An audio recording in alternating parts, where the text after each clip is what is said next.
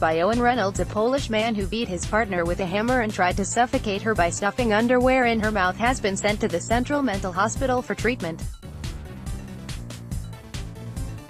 Tomas Gajowniczek, 37, of the Ice Rink Apartments, Dolphin's Barn, Dublin 8, was last month found not guilty by reason of insanity of the attempted murder of his former partner Alicja Kalinowska, 30, at their home on June 16, 2016. The same verdict was returned in relation to a charge of intentionally or recklessly causing serious harm to Ms. Kalinowska. During the trial, the jury heard that Mr. Gajowniczek punched Ms. Kalinowska repeatedly in the face, stuffed underwear in her mouth and held her nose to stop her breathing. He beat her with a hammer and gouged her eyes with his thumbs. Central Mental Hospital Ms. Kalinowska told the jury that she passed out when he put a bottle in her mouth and forced her to drink the contents. She awoke when a neighbor came knocking. She managed to get to the door before collapsing into her neighbor's arms. Consultant psychiatrist at the Central Mental Hospital, CMH, Dr. Paul O'Connell, today told Justice Patrick McCarthy that he interviewed Mr. Gajowniczek on May 3 last. Mr. Gajowniczek told him that he was suffering headaches and pains in his limbs for the past 10 years. A month before the assault on his partner, he said he noticed his urine and stools had changed color, and since going to prison he has formed the opinion that Ms. Kalinowska was poisoning him with fluid drained from a car battery.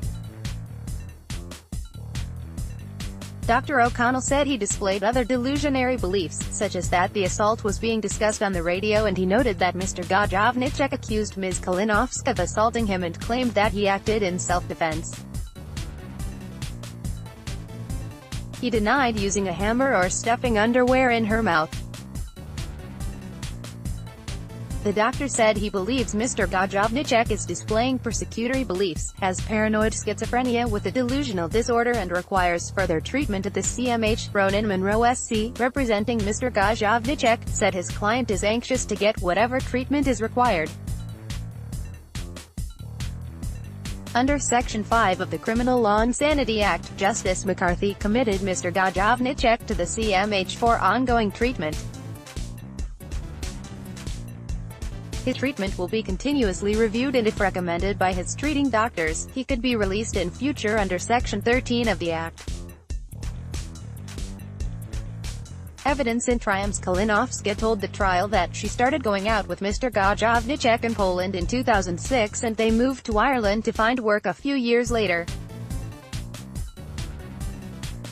Alicja Kalinowska got a job in a Subway sandwich shop in Dublin while he worked a night shift in a Maxall garage. During one of his shifts there was a break-in, and he was tied up and locked in a bathroom. He was traumatized and came home that night shaking. He refused to go back to work and was prescribed Xanax for his anxiety.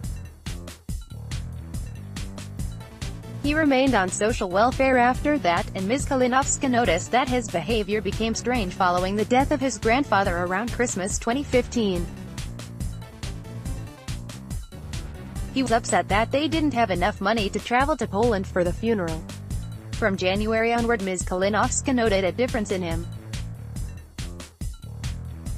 He would insult her, call her names, and accuse her of being a bad mother.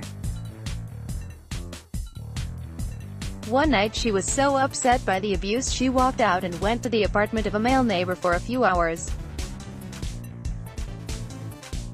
When she returned, Mr. Gajowniczek accused her of cheating. She admitted that she kissed the neighbor, accepted she had done wrong, and apologized to Tomas. This, the prosecution said, was the background to the attack on June 16. The prosecution called Professor Damian Mohan of the Central Mental Hospital, who said that the accused was furious about Alicya's infidelity, and due to long-term daily use of cannabis, he was unable to control his anger.